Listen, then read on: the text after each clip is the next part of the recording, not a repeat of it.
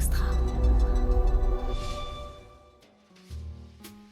Pour moi, le plus important, c'est à la fois de se créer une thèse d'investissement et ensuite de se créer un plan d'investissement. Parce qu'en crypto, le truc le plus risqué, c'est d'agir par émotionnel. Mais si tu prévois tout à l'avance, eh ben, tu sauras juste comment suivre ta ligne de conduite.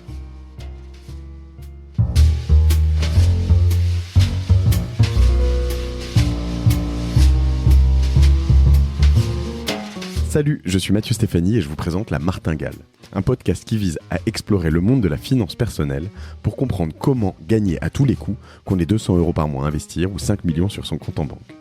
On va pas se mentir, c'est un peu ambitieux, mais les faits sont là. Jusqu'à maintenant, j'ai pas pris le temps de m'intéresser à tous ces sujets et il est temps que ça change. Alors abonnez-vous, des éclairages gratuits, ça commence par là.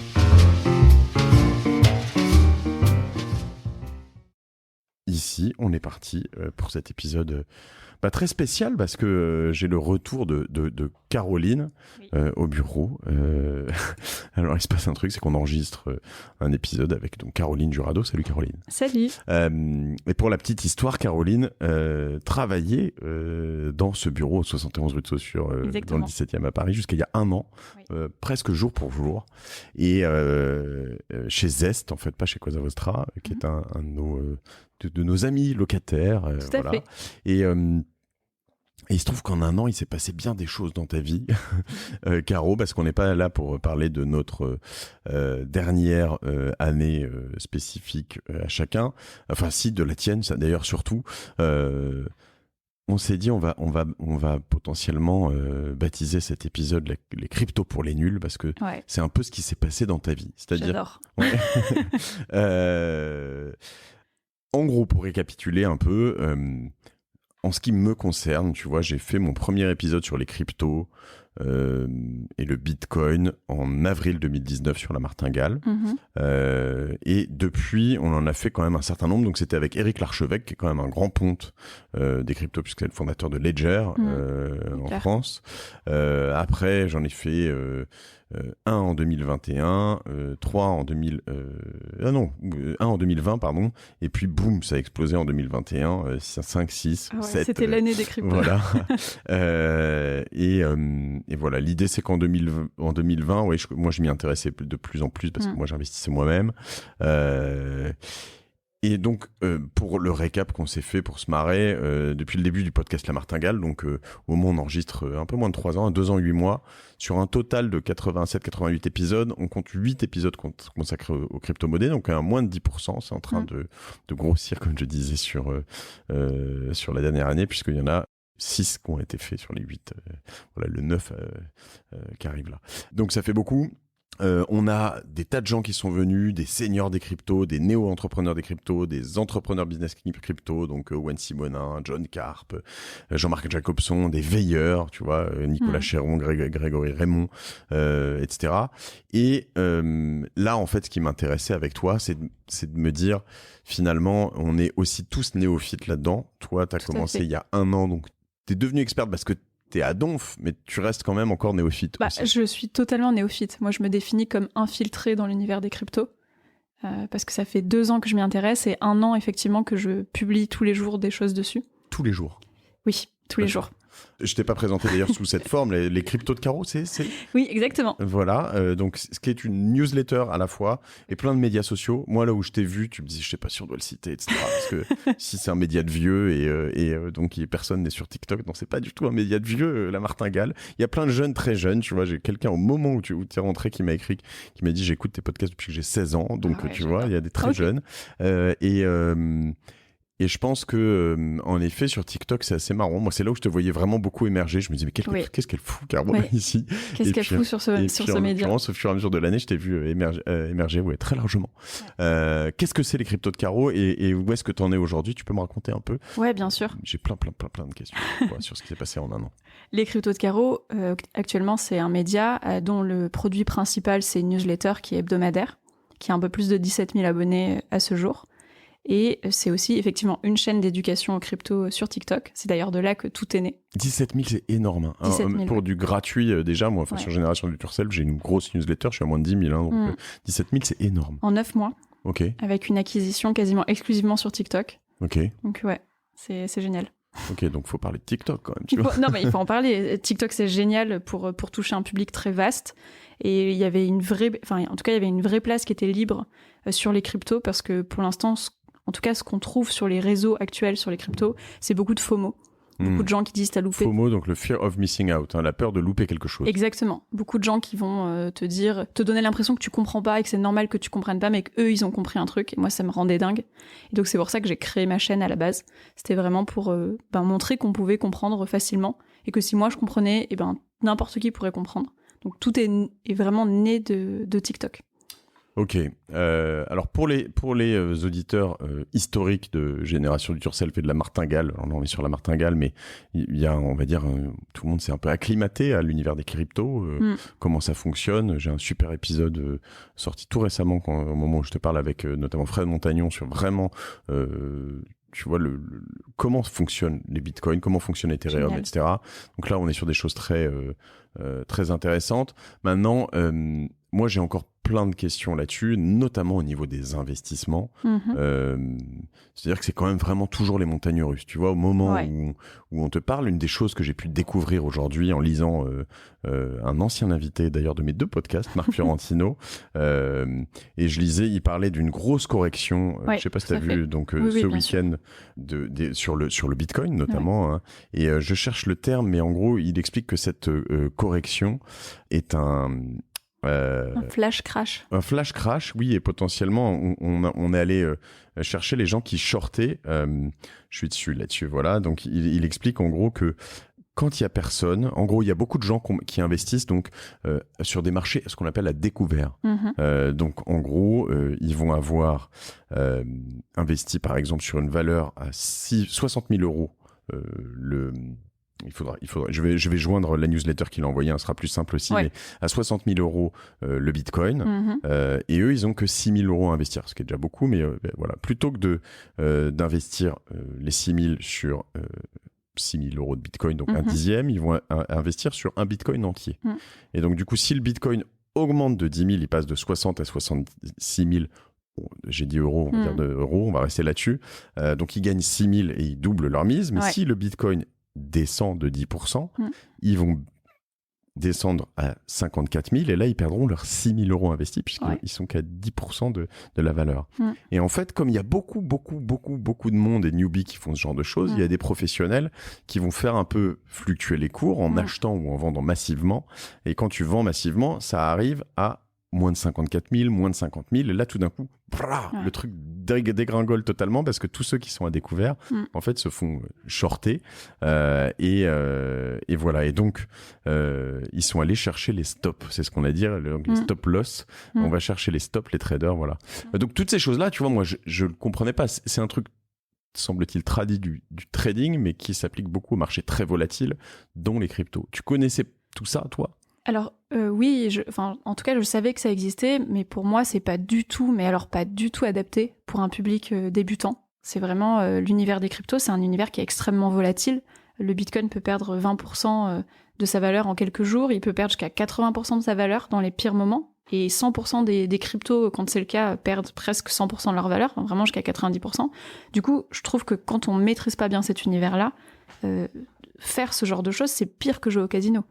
C'est vraiment, c'est du jeu à ce stade, et moi j'ai un mental qui est un peu fragile, donc je me préserve de ce genre de choses. J'ai vraiment une stratégie qui est très long terme sur des valeurs sûres, que j'estime être sûres sur le long terme, comme le Bitcoin et l'Ether par exemple, et je vais avoir des stratégies plus court terme sur des plus petites cryptos, mais jamais, moi j'utilise jamais de mécanisme de levier, ce qu'on appelle les effets de levier, hein. Donc voilà, jamais fois ça. 10, fois 20, fois 100, fois 5, Je trouve que c'est...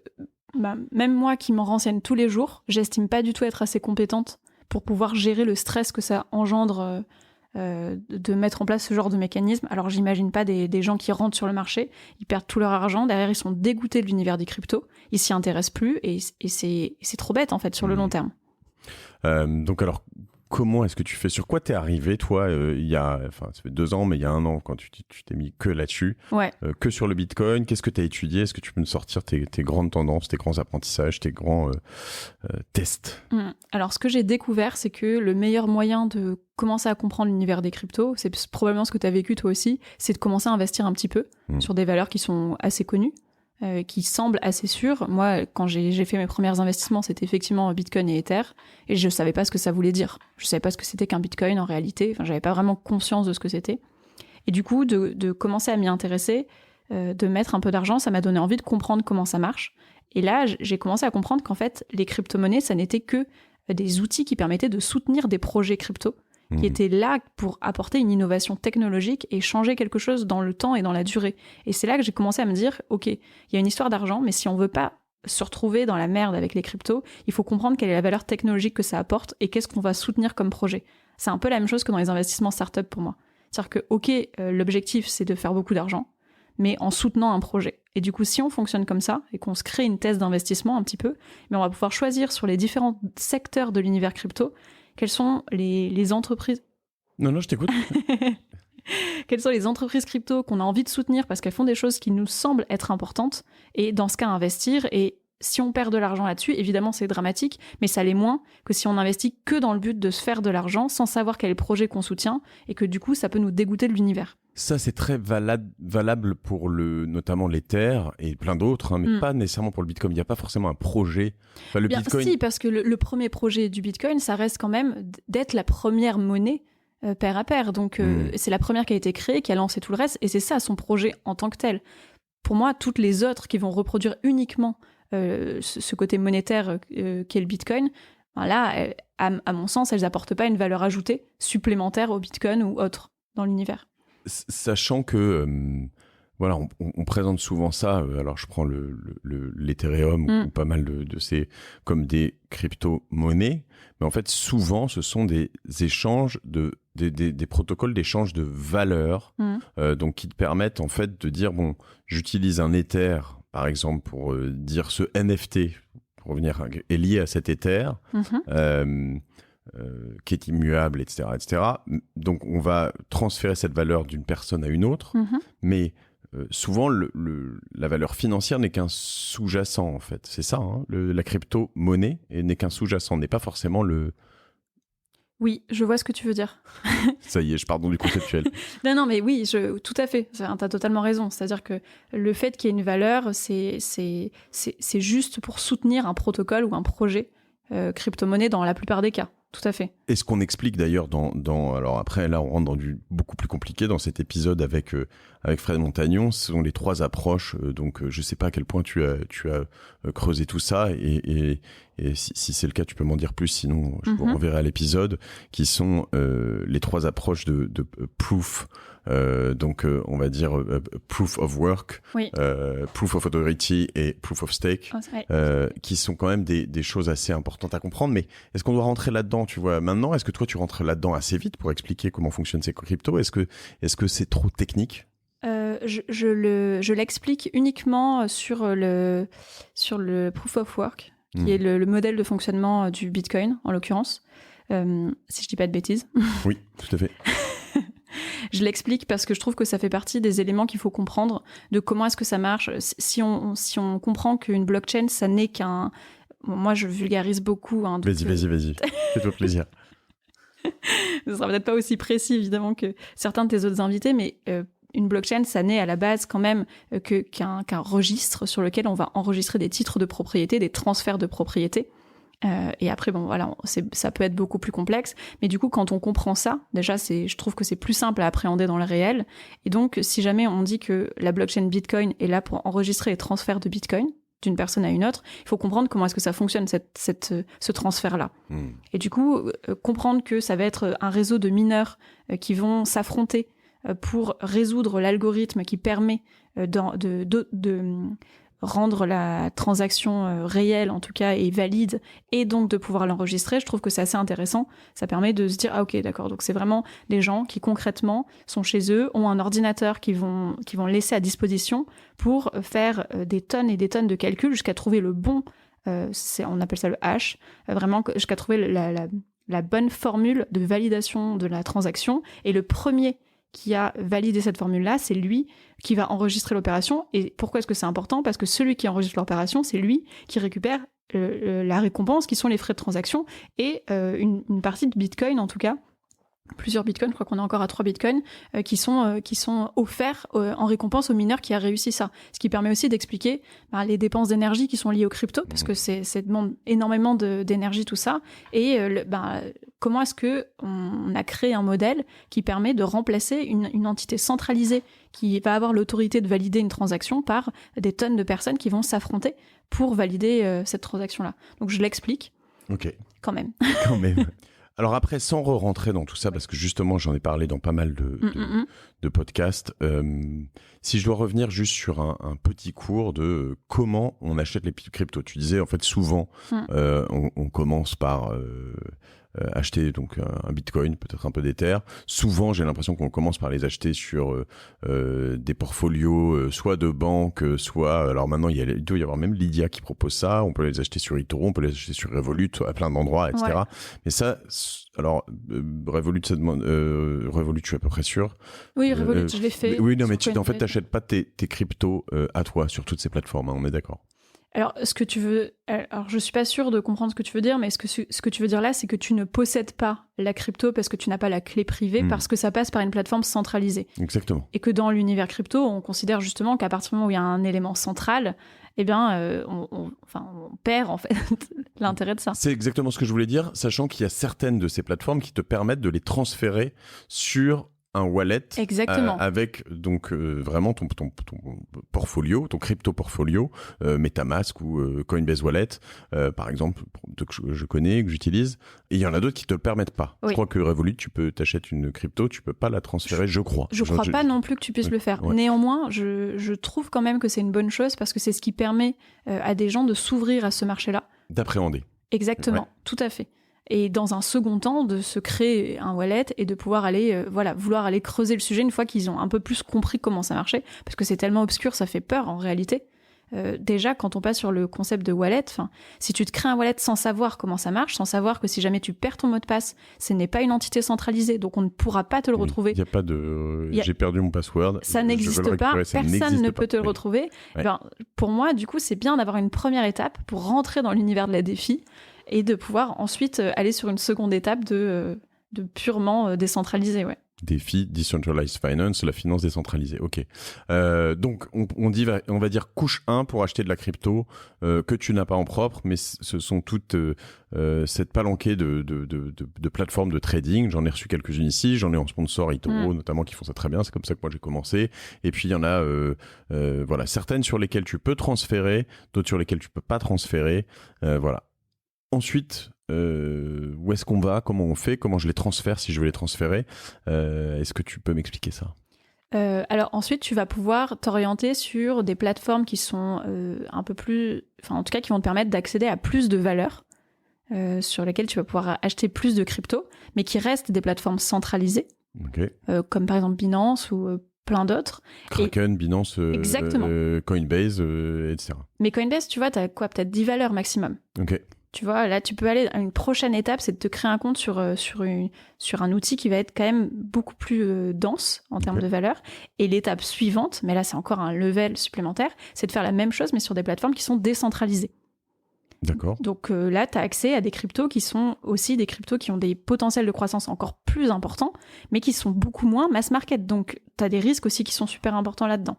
Ouais, des potentiels de décroissance aussi très très importants. Hyper importants. Là, on parle du Uniswap ou de choses comme ça, c'est ça ? Tout à fait. Okay. Tout à fait. Et ça, pour moi, c'est encore le level supérieur. Et le dernier level là-dedans, si on va jusque-là, c'est d'aller investir sur des ICO, qui sont du coup le moment où tu vas investir dans une crypto dont tu n'as pas la moindre idée si un jour elle sera utilisée en tant que crypto. Si le projet va être réel et va avoir de la croissance, c'est là que tu as le plus de potentiel de croissance de ta crypto, mais tu l'achètes directement en fait auprès de l'émetteur sur le site internet qu'aura créé l'émetteur de cette crypto-là, et après tu es bon à attendre qu'elle soit référencée sur d'abord les plateformes qui sont décentralisées, puis celles qui sont centralisées, puis etc. etc. D'accord, donc ça sont tous les niveaux, c'est très clair. Il y en a un, le tout premier, où tu n'as pas besoin d'avoir un wallet. Tout à fait. Tous les autres, voilà. t'es obligé d'en avoir. Tous les autres, voilà. C'est pour ça que le premier, c'est intéressant. Maintenant, moi, aujourd'hui, je dis juste essayez quand même de passer assez vite à la création de ce wallet et d'avoir peut-être 2 ou 3 cryptos dedans, un NFT pas cher. Non, mais c'est vrai, ça se trouve. Hein, après, voilà, pour essayer de comprendre comment tout ça fonctionne, parce que typiquement... tu comprends assez vite qu'il y a plein de NFT qui sont basés sur les Ethers. J'en ai parlé ici avec des frais de minage qui sont très élevés. Ouais. Alors que tu as des NFT qui sont aussi basés sur d'autres typologies de crypto. On pourra réexpliquer ce que c'est que le NFT et pourquoi, comment. Ouais. Et donc, du coup, mais si tu veux acheter ces NFT, il faut avoir de la crypto dans ton portfolio. Donc, il faut en acheter. C'est pas compliqué en vrai, hein, une fois que tu as mis les mains dedans. En fait, ce que tu décris là, c'est simplement que les NFT, ils fonctionnent comme toutes les crypto-monnaies sur une blockchain. Ouais. Et que donc forcément, pour effectuer un transfert de NFT, il faut payer les frais de transaction qui sont liés à la blockchain sur laquelle ton NFT est enregistré. Donc effectivement, sur l'Ether, ça peut être très cher en ce moment. Sur le Solana, ça peut l'être un petit peu moins, par exemple. Mais c'est des choses qu'il faut savoir. Et ça veut dire, tu as tout à fait raison, que dans ton portefeuille, il te faut de la crypto, de la blockchain sur laquelle tu vas faire des transactions. Tout à fait. Donc, tu vas échanger de l'Ether contre du Solana ou du Bitcoin contre du Solana. Par exemple. Ou acheter du Solana, voilà. Et c'est vraiment hyper important de se projeter là-dedans pour comprendre un peu où est-ce que tout ça se passe. Alors, moi, j'ai fait quoi dans tout ça ? J'ai fait du NFT. J'ai fait... Alors, tu vas me raconter un peu ce que tu as fait, ton expérience là-dessus. J'ai fait... de l'achat de crypto, pas en ICO, mais des cryptos un tout petit peu exotiques sur Uniswap, un truc qui s'appelle OVR, qui est une métaverse. Oui, tu vois. Voilà, je t'en ai parlé pour tester, qui est bien monté d'ailleurs, mais bon, je me dis que je peux aussi vraiment largement tout perdre. J'ai pas encore fait l'ICO, donc l'introduction de nouvelles cryptos. Ça, si je comprends bien, le truc, c'est que soit tu connais très très très bien le projet, soit tu es avec des gens où tu dis attends, c'est la crypto de Elon Musk ou de je sais pas qui, et tu dis bon bah ça j'y crois, de toute façon ça va que partir au plafond parce que voilà, soit honnêtement tu risques de te brûler les doigts et c'est vraiment du casino aussi, hein, c'est ça. Oui, alors il y a des petits tips quand même pour t'y retrouver dans ce genre de cas, des choses qui sont faciles à appliquer pour traiter un projet qui est en ICO. C'est déjà le premier truc, où est-ce qu'il est immatriculé ? Le projet, est-ce qu'il est immatriculé en France ? Par exemple, un projet crypto, il y en a assez peu qui sont immatriculés en France parce que, réglementairement parlant, c'est beaucoup plus complexe. Mais du coup, ça veut dire aussi que c'est un projet souvent qui est plus sûr. Est-ce que les gens qui ont créé le projet sont publics ? Donc, parce que ça arrive, il y a plein de projets crypto, on sait même pas qui a créé le projet. Enfin, c'est des avatars et des faux noms. Donc non, faut pas y aller. Donc, qui sont ces gens-là ? Est-ce qu'ils ont un profil LinkedIn qui existe, etc. Est-ce qu'ils ont déjà bossé dans le sujet ? Et ensuite, le dernier point, c'est d'aller checker le white paper. C'est vraiment genre de la crypto en question ? Ouais, du projet crypto, exactement. C'est genre le business plan de l'entreprise qui va t'expliquer ce qu'ils vont faire exactement, quels sont les plans, etc. Et il y a notamment une partie qui est assez intéressante, c'est que sur un white paper de 6 pages, si t'as 4 pages où c'est du marketing et que tu vois que il faut taguer 15 potes pour avoir ci, pour avoir ça, etc., là, tu dis, c'est schéma de Ponzi, pyramide. Exactement. Okay. De même que si tu comprends pas quelle est la valeur ajoutée qu'apporte le projet. S'il y a plein de mots hyper shiny, mais que toi, tu comprends pas dans le réel ce que ça apporte, n'y va pas. Faut vraiment que ça soit un lien avec le réel qui soit fort. Donc, tu as répondu à une des questions que j'allais te poser. Parce que là, j'ai eu... Je vais pas dire des gens... j'ai eu des propositions, plusieurs récemment, de rentrer sur des ICO après mes épisodes. Ouais. Et donc, certaines de personnes que je connais très bien, mais je sais pas à quel point ils sont experts, et d'autres de personnes que je connais mal. Mais en effet, où tu te dis, tiens, c'est bien vendu son machin, ça donne envie. Je vais pouvoir rentrer, on te dit souvent, tu vas rentrer à la moitié de la valeur d'usage dès que ça va être lancé dans 2 mois. Achète maintenant, une grosse approche de FOMO, donc j'ai de la peur de manquer le truc. Tu te dis, je sais pas si je peux y aller, moi je vais mettre beaucoup, etc. C'est un peu toujours les mêmes schémas. Toujours pareil. Et en fait... ça se trouve, la personne que t'aimes bien, qui te le recommande, c'est lui-même fait berner, c'est possible, quoi, c'est ça ? Totalement, oui, c'est totalement possible. Et c'est pour ça que, pour moi, il faut vraiment investir sur un projet, parce que si tu trouves que l'idée a l'air cool et que t'aimerais bien que ça existe, ça, dans la vie, eh ben, tu peux y aller, tu vois. Tu peux m'en mentionner un truc, je sais pas... pour être un peu concret Ouais, par exemple, alors je vais t'en mentionner un qui a, je crois, fini son ICO là, il y a pas longtemps. C'est un projet qui s'appelle POCME. Ouais. Et c'est un OnlyFans, mais version totalement décentralisée. OnlyFans étant un endroit assez connu autour du porno, principalement. Exactement, un réseau social voilà. non censuré sur lequel on va s'abonner à des chaînes de producteurs de contenu Voilà. et payer directement, et la plateforme prend une commission, etc. Et bien là, ce projet-là, POCME, il permet à chaque créateur de contenu d'aller créer des NFT et d'être payé directement dans la crypto-monnaie, que les gens aillent investir comme ça sans qu'il y ait en fait d'intermédiaire finalement.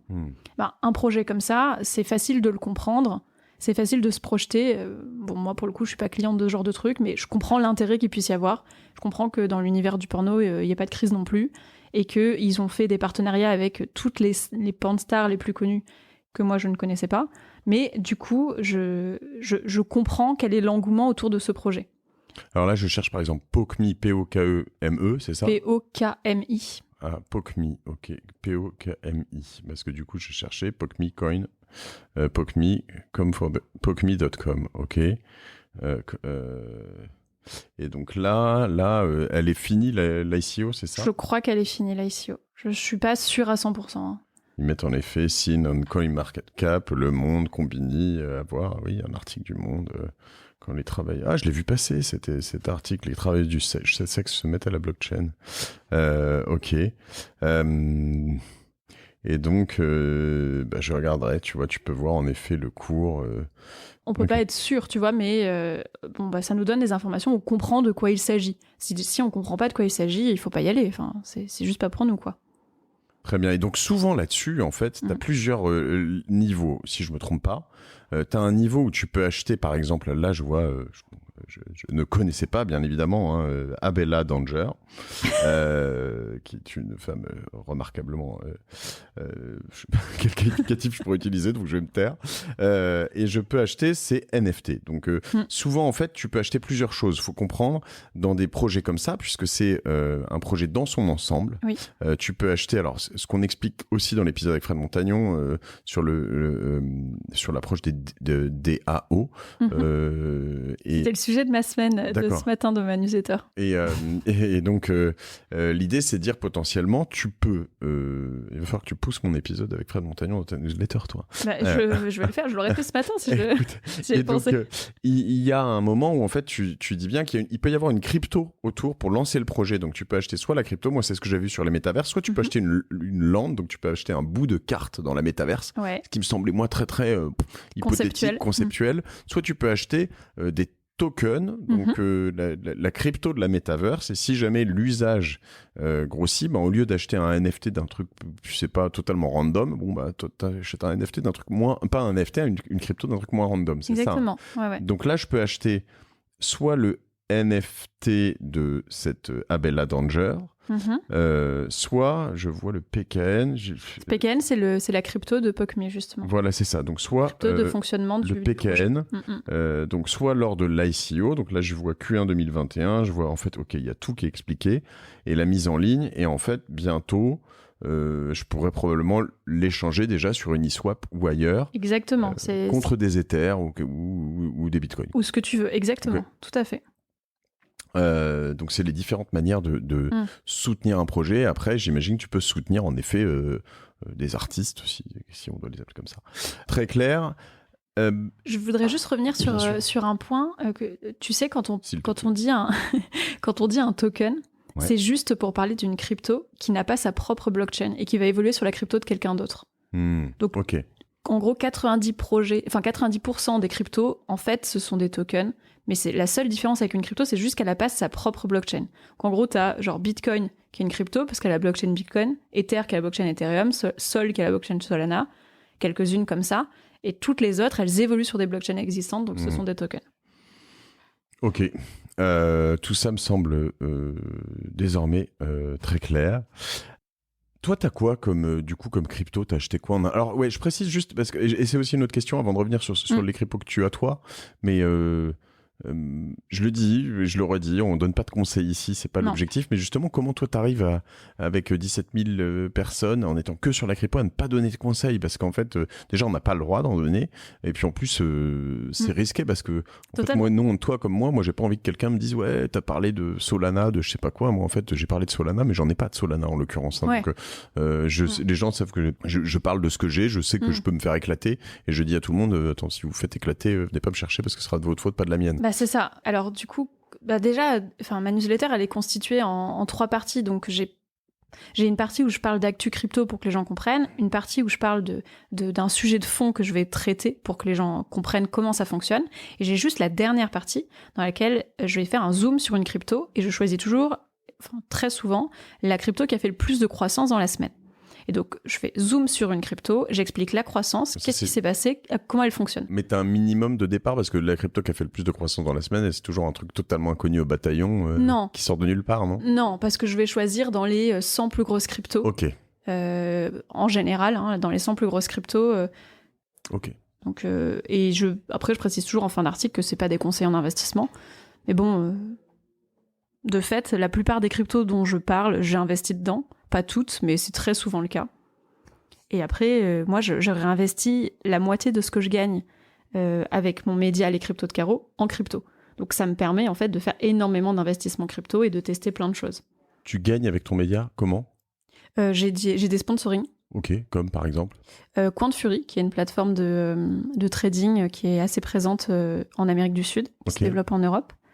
Et ensuite, j'ai des petits partenariats. Je fais des partenariats avec de l'assurance vie, par exemple, mon petit placement. Enfin voilà, des projets comme ça.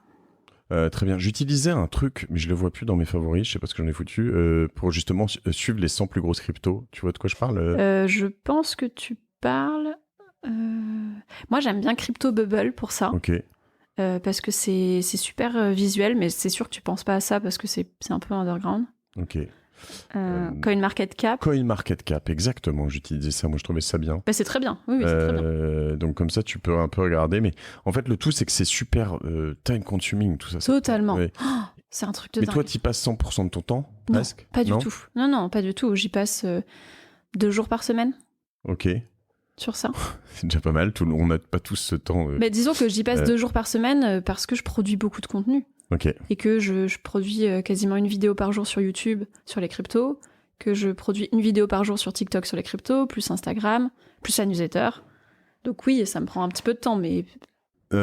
Et ma question du coup, c'est qu'avec quand même du coup un bon paquet de jours en un an, et moi ce qui m'intéresse, j'ai vu pas mal de gens qui avaient passé beaucoup de temps, mais là toi c'est dans cette découverte, est-ce que tu as remarqué des choses qu'il fallait absolument pas faire, des choses, tu nous en as déjà dit certaines, hein, mais des choses qu'il fallait absolument faire, des sites qu'il faut absolument suivre. Ouais, tout à fait. Alors déjà, les choses qu'il faut pas faire, pour moi, c'est de penser trop court terme sur les cryptos. Genre, ça sert à rien d'aller regarder le cours du Bitcoin tous les jours. Enfin, franchement, le Bitcoin, t'investis sur le long terme de toute façon. Tu vas mal dormir un jour sur 2 si tu regardes tous les jours combien ça fait. Vraiment, au plus tôt, regarde une fois par semaine si ça te fait plaisir, mais c'est pas nécessaire. Ça, c'est le premier point. Ensuite, moi, je fonctionne comme ça. Je sais pas comment font les autres professionnels, mais pour moi, le plus important, c'est à la fois de se créer une thèse d'investissement et ensuite de se créer un plan d'investissement. Parce que en crypto, le truc le plus risqué, c'est d'agir par émotionnel.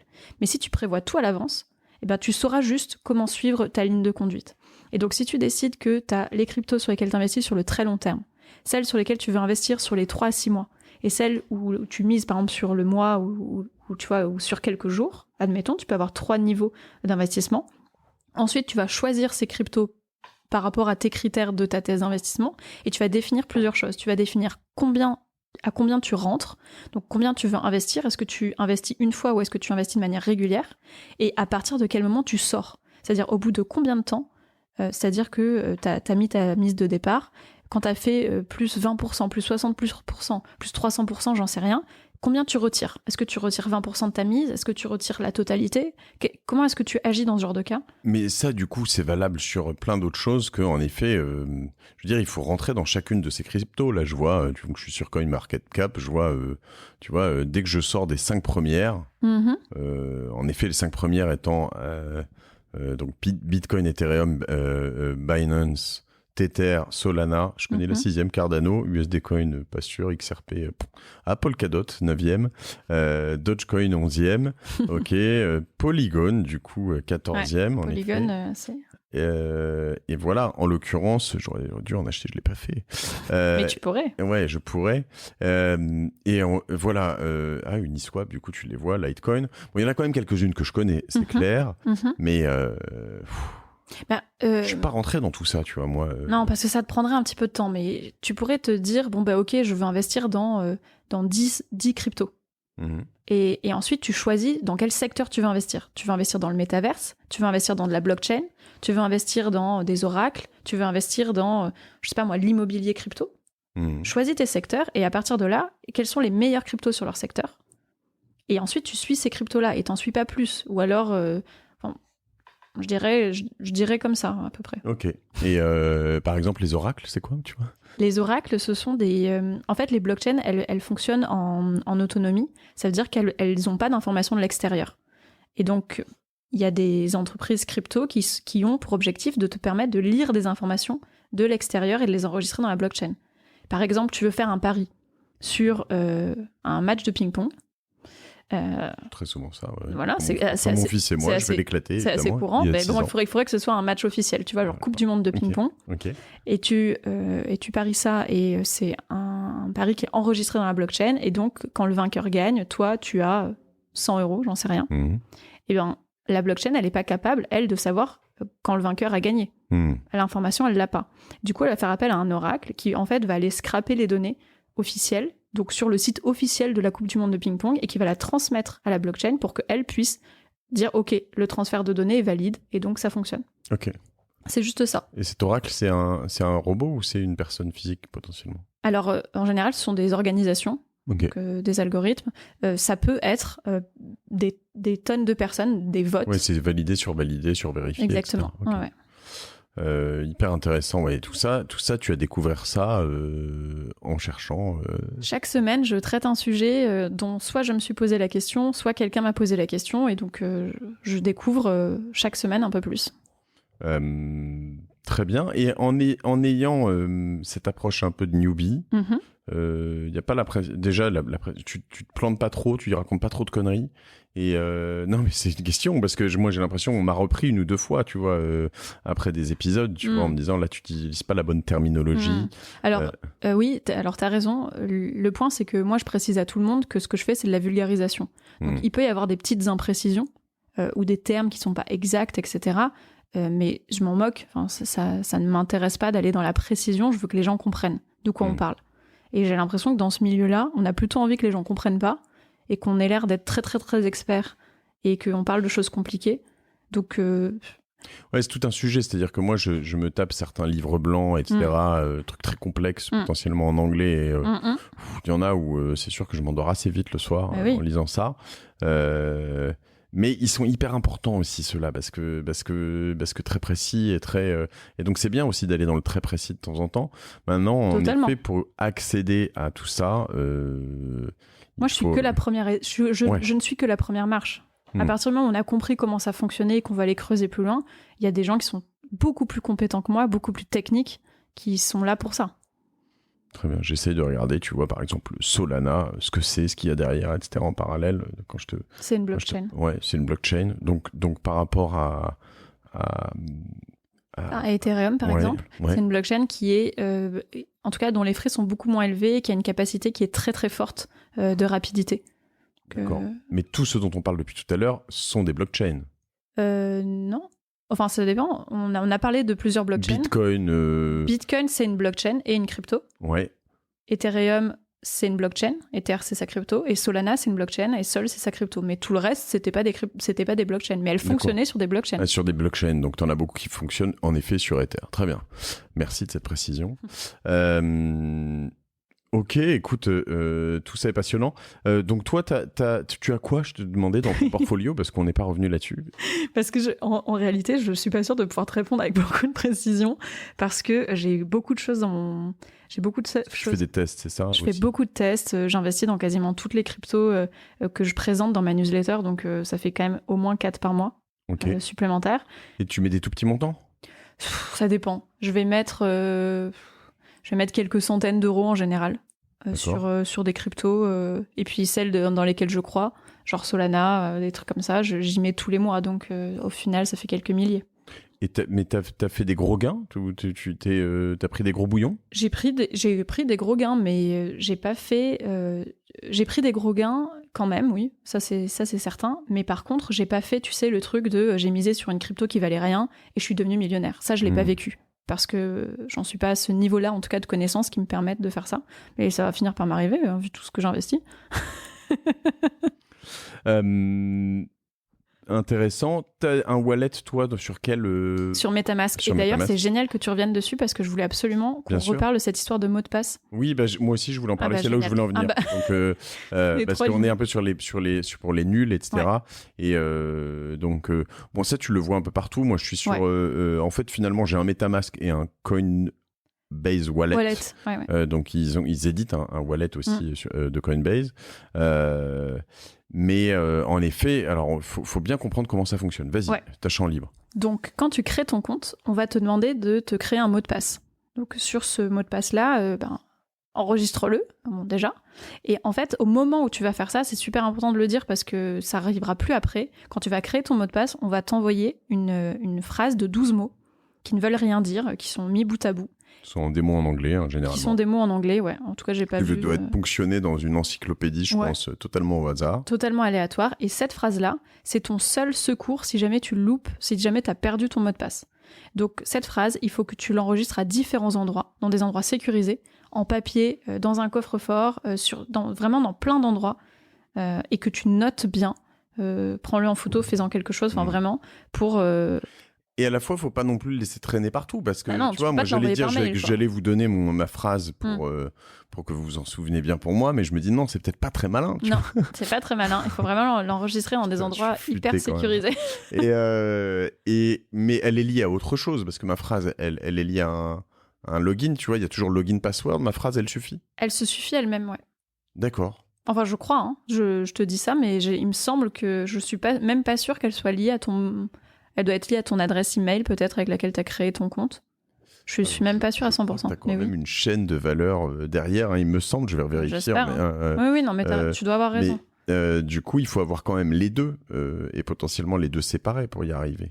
Je regarde en même temps sur mon... Je pense que tu dois avoir raison. Moi, je me suis jamais intéressée à autre chose que la phrase. Je suis en train de regarder sur MetaMask, mais comme je me mets en mode avion en même temps. Alors, est-ce que tu vas avoir... parce que généralement, en fait, si tu veux faire un transfert, tu vois, généralement, tu as la public adresse. Oui, non, mais si, tu as une public adresse toujours. Okay. Donc, ta public adresse, elle est là sur le MetaMask, tu vois. Mais ça, c'est une fois que tu es connecté. Mais en fait, il faut avoir ta public adresse plus ton mot de passe, je pense, pour pouvoir te connecter. Je suis pas sûre. Je pense que c'est ton mail et ton mot de passe. Est-ce que mon MetaMask est forcément lié à un email Parce que ta public adresse, c'est celle que tu utilises pour qu'on t'envoie en fait des cryptos, celle que tu donnes à tout le monde. Ouais. Mais... Ça, je peux vous la donner, donc oui, je vais la mettre. Alors là, mets-la en description de l'épisode. Voilà. Bon, on va vérifier tout ça, en l'occurrence, en mettant, on mettra ça dans les notes de l'épisode sur lamartingale.io. Ouais, t'as raison. Mais voilà, en tout cas, il y a un mot de passe au wallet qui est vraiment un peu voilà, mais Frédéric Montagnon dont je parle, sur l'épisode, à la fin, il me livre, je vous le dis maintenant, mais qu'il a perdu son mot de passe. Tu vois, moi-même, je suis gêné de le dire. Il avait acheté 4000 Ethers à un prix de 0,25 $. Donc, 0,25 $, c'est vraiment pas cher. Ça fait 6250 $ d'Ether. 5000 €, qu'il avait dû mettre dessus il y a quelques années. Et puis, il a perdu le mot de passe. Donc, voilà, aujourd'hui, l'Ether vaut 4000 $. Donc d'ailleurs, au moment où on se parle, c'est plutôt 3200. C'est là où tu vois que la claque que ça a pris.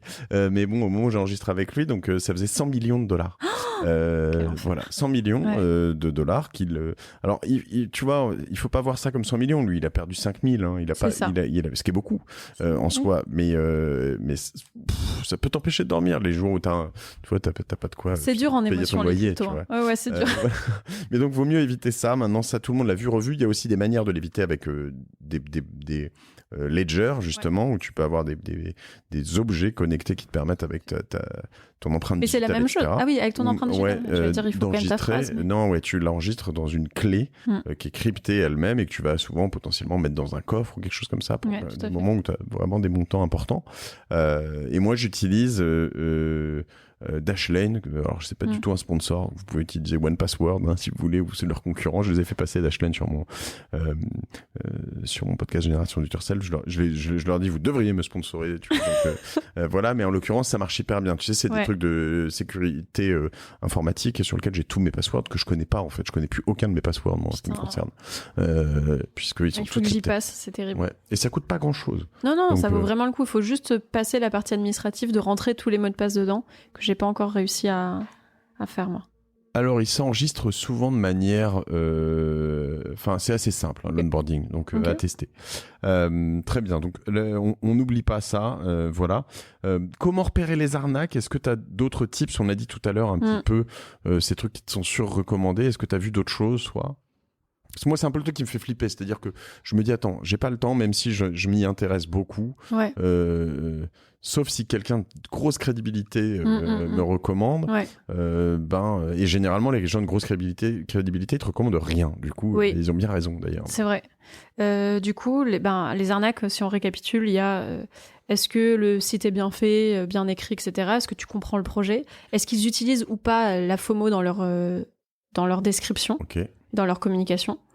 Donc là, on parle des sites d'ICO, c'est ça, ou même de oui, mais même sur, oui, voilà, même après. Et quand j'ai un pote qui vient me dire, va là-dedans, c'est vachement bien, ça va péter. Bah, va vérifier. Ok. Vraiment pas demander le lien, et le livre blanc, il est où ? Il est toujours disponible. Il est toujours disponible sur les sites internet des projets. Ok. Plutôt. Ouais. Cool. Écoute. Très bien, tu as d'autres conseils ? On avait éventuellement, moi ce que j'aime bien en l'occurrence, c'est parler de le faire à plusieurs. Ça c'est pas mal, non ? C'est-à-dire ? Souvent quand tu es à plusieurs, moi ce que j'aime bien sur un groupe WhatsApp ou ailleurs, finalement, t'en as plusieurs qui vont aller, t'en as un qui va aller voir le livre blanc d'un truc, qui va poser une question à l'autre, etc. C'est des choses que tu préconises ? Je suis dans plusieurs groupes WhatsApp comme ça où justement ça parle de projets crypto, etc. Après, je préconise de le faire plutôt avec des gens qu'on connaît bien, parce que le problème dans ce milieu, c'est que t'as toujours quelqu'un pour dire celle-ci, elle va exploser, ça va être un truc de dingue, et que tu sais jamais, enfin tu peux pas trop faire confiance à n'importe qui, puisque dès que quelqu'un investit dans une crypto, ce qu'il veut, c'est qu'elle bump, donc il va en parler à tout le monde, comme s'il était investisseur du truc, enfin il l'est en l'occurrence. Du coup, ça reste un milieu sur lequel tout le monde te donne des conseils sur un peu tout et n'importe quoi. C'est vrai que tu vois, t'as raison. Hein, tu vois, quand je mentionne, tu vois, EVR ou là, on a parlé de Solana, j'aurais dû en a parlé dans plusieurs, voilà, mais investi avant d'en parler, tu vois. C'est ça, oui, non, mais et du coup, je l'ai pas fait, mais en l'occurrence, après, c'est des micros. Et la vérité, c'est que ça sert à rien. Petit, en fait, même si c'est des gros podcasts.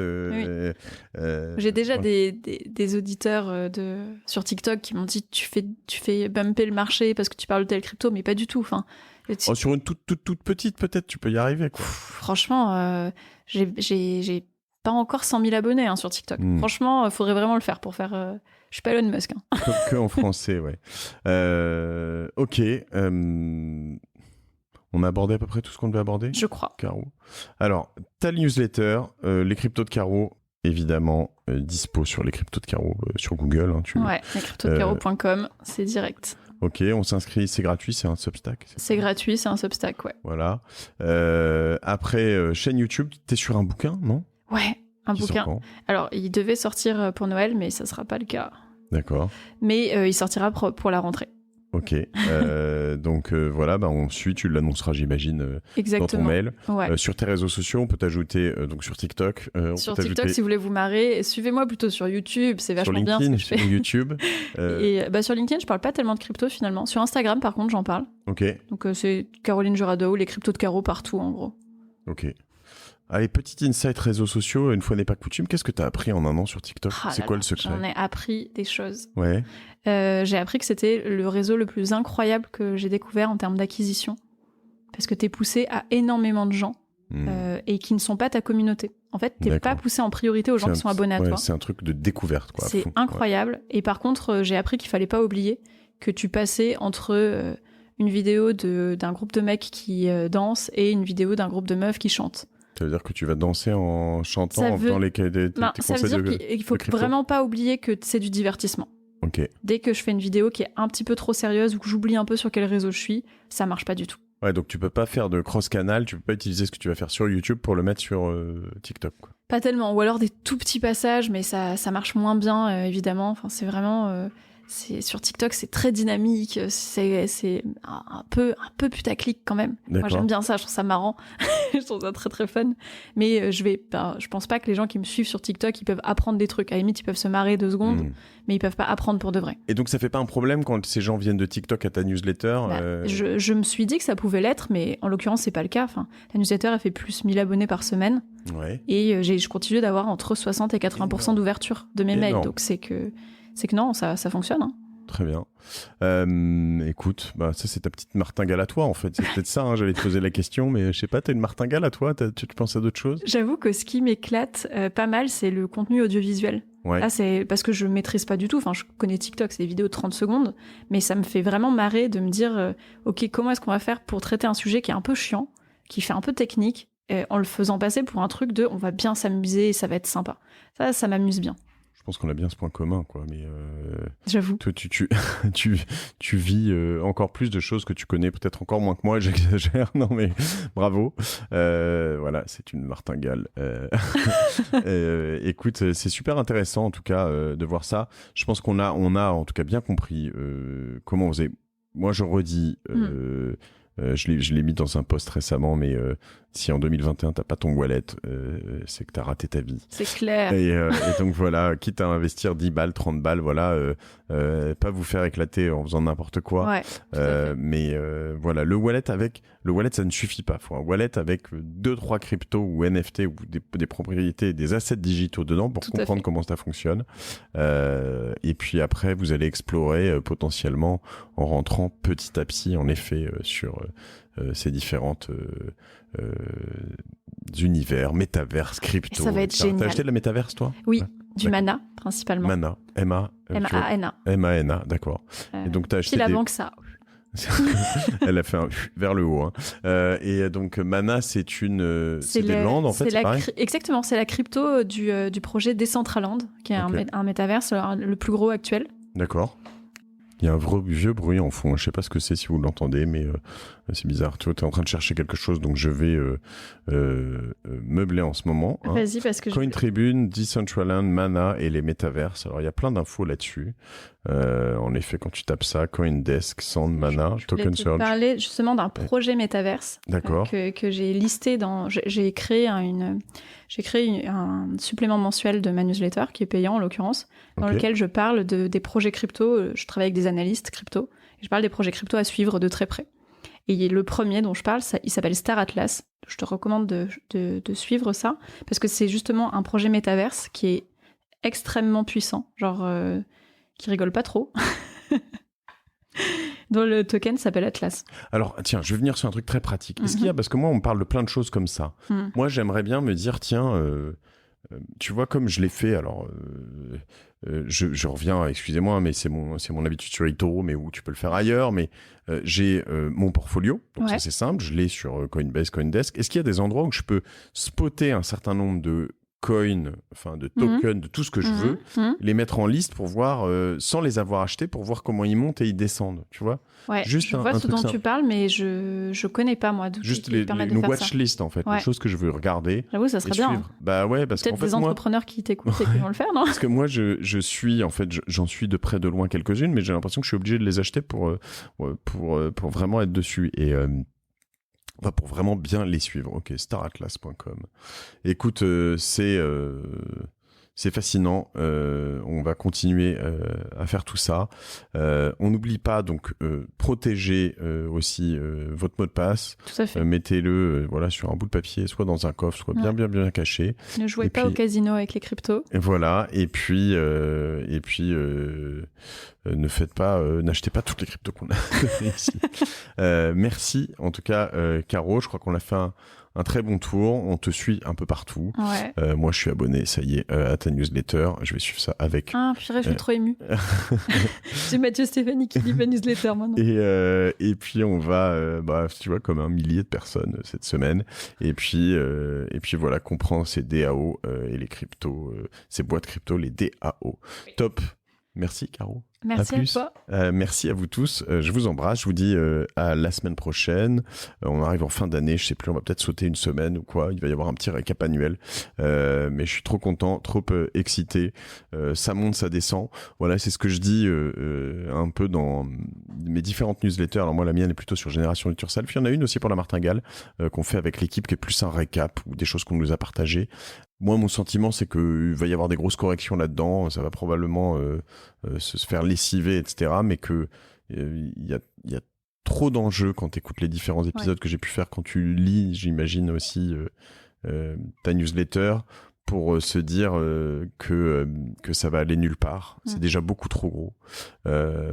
Voilà, donc je vous en ai parlé, mais écoutez ces derniers épisodes, Frédéric Montagnon et puis Sorare, Nicolas Julia, pour voir un peu ce qui s'est passé, parce que là on voit les leviers. Mais tout va changer, les amis, dès 2022. Je vous embrasse, à la semaine prochaine. Salut, merci.